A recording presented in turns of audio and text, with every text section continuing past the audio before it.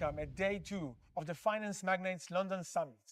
We're here with Aydin Bonabi, founder of Surveill AI. How are you? Hi, thanks for having me. Sure. How was the summit so far? It's been fantastic being in London and one of the major centers in the world and bringing everyone together. It's been amazing. Thank you. There's a lot to unpack, so we'll jump right to it. You sat at a panel about negative friction and generally compliance, and you represented the monitoring side of things.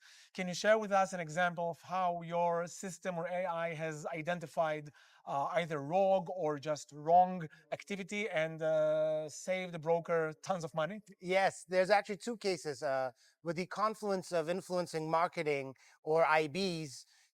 Firms have the obligation to monitor these IBs. Yes. And so what we've been able to do at scale is identify wrongdoing or wrong saying that the IBs do that negatively reflect on the broker. So is it on the sales team or On the the actual marketing, marketing, the marketers? the actual You review marketers. scripts, you review. We actually scan the markets Okay. and identify areas of weaknesses that the affiliates say on behalf of the market. Oh, so published outputs Published outputs, correct. across languages? Across 193 languages. Okay, only too little.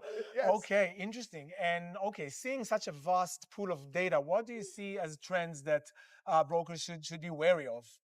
I think that the regulators across the globe, particularly here in the UK, are very wary of what is being told to consumers.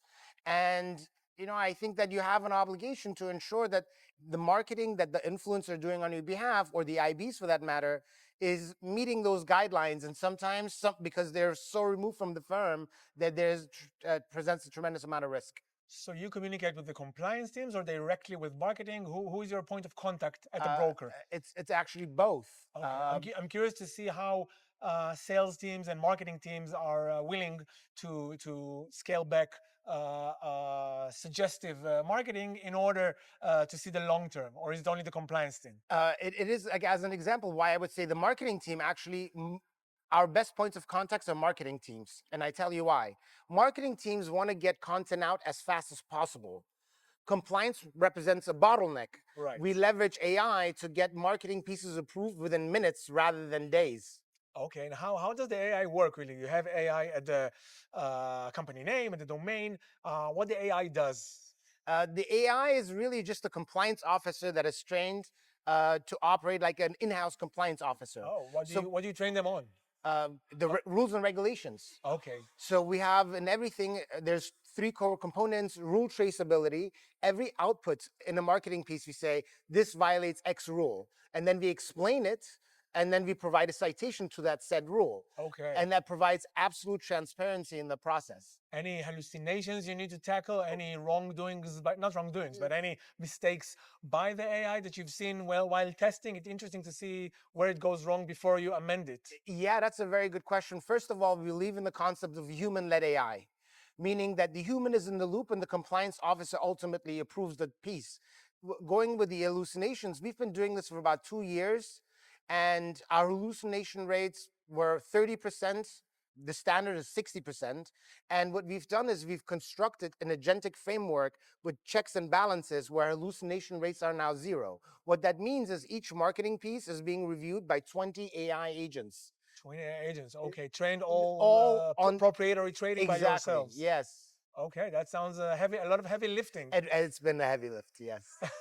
It's been a heavy lift indeed. Interesting. And Aydin, you've spent a lot of time in the industry at FXCM, if I'm Yes. not mistaken. Yet another alumni of FXCM. So you've been around for a while. What do you see as a major shift in the industry today compared to a decade ago? Beyond the obvious technology or better execution and so on, like what change of mind, change of approach? I think that technology is ever evolving, right? And I think that, again, from a compliance perspective, firms see compliance as a cost center, a necessary cost center. But the problem with today's market is that you want to scale your business, and if compliance cannot scale, then there's friction that presents the firm. And I think that there's an opportunity to unlock compliance and make compliance a competitive advantage for the firm. And AI solutions like ours or others are going to help like uplift and unblock the business from a compliance perspective. Are you working with prop firms, funded accounts as well? I think they need you. Yes, in fact, no, not yet, but there's one big name that we're after. Okay, so we will look out for the Finance Magnates exclusive soon enough. Thank you for this. Have a great time. Thank you, Jonathan. Thanks. Appreciate. Thank you for having us.